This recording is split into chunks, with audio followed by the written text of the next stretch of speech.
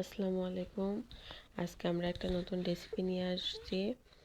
খুব সহজে নাস্তা তৈরির রেসিপি। সুজি নিয়েছি, লবণ, বেকিং সোডা,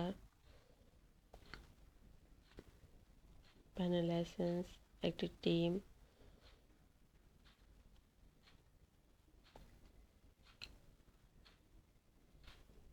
ভ্যানিলা এসেন্সটি আপনারা নিতেও পারেন, আবার নাও নিতে পারেন। আপনাদের ইচ্ছা মতো ফ্লেভার অ্যাড করতে পারেন। এখানে নিয়েছি সুজি, এই চামচের 7 চামচ সুজি নিয়েছি। টেবিল চামচের চিনি নিয়েছি হাফ বাটি, লবণ, বেকিং সোডা, ভ্যানিলা এসেন্স। এটি খুব সহজে তৈরি করা যায়।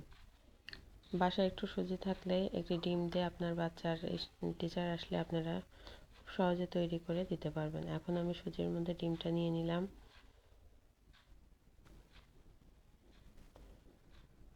এখানে লবণটা দেবো স্বাদ মতো। আপনারা আপনাদের স্বাদ মতো লবণটা অ্যাড করবেন। আমি খুবই সামান্য পরিমাণ লবণটা দিয়েছি। 2 আঙ্গুলের মাঝে 1 চিমটি লবণ ওঠালে যতটুকু হয়। চিনিটা দিয়ে দিলাম। মিষ্টি আপনারা যদি বেশি খান বেশি দিবেন, কম খেলে আমি খুবই সামান্য পরিমাণে একটু বেকিং সোডা দিয়ে দিলাম। এখানে দিয়ে দেবো হাফ চা চামচ ভ্যানিলা এসেন্স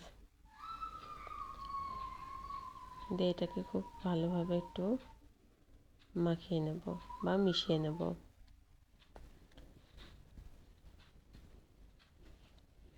এটা খুব ভালো করে মিশিয়ে নেবেন।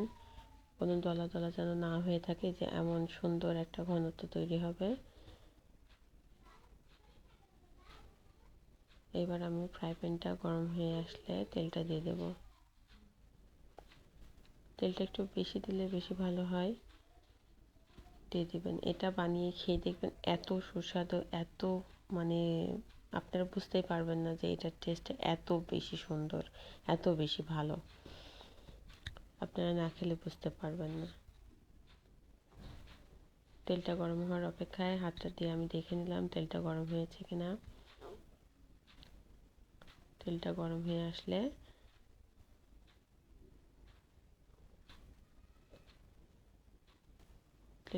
হয়ে আসলে আমরা দিয়ে দেবো একে একে চামচে করে সেই ডো তৈরি করা বলেন আর মিশ্রণটা বলেন, সেটা দিয়ে দেবো।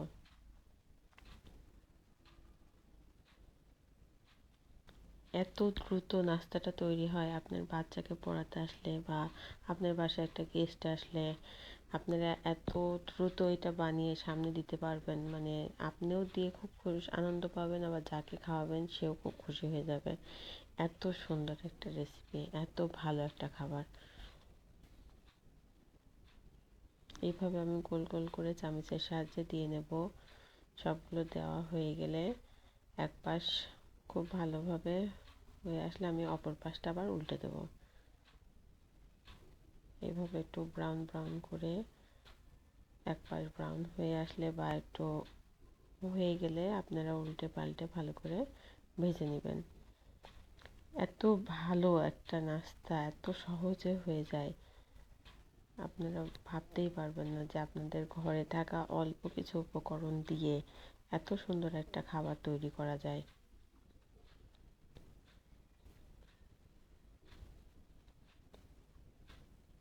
এইভাবে সবগুলো আমি হয়ে গেলে একে একে উল্টে পাল্টে ভালো করে ভেজে নেব।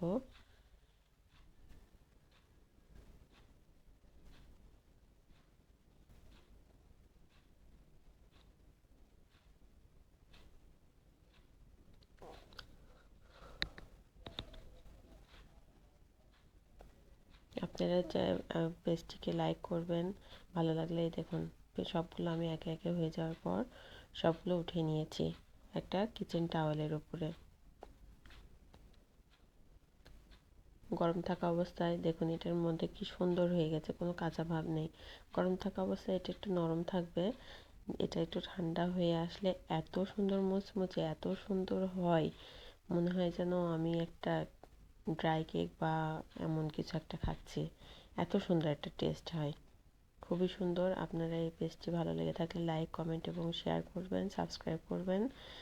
আল্লাহ হাফেজ।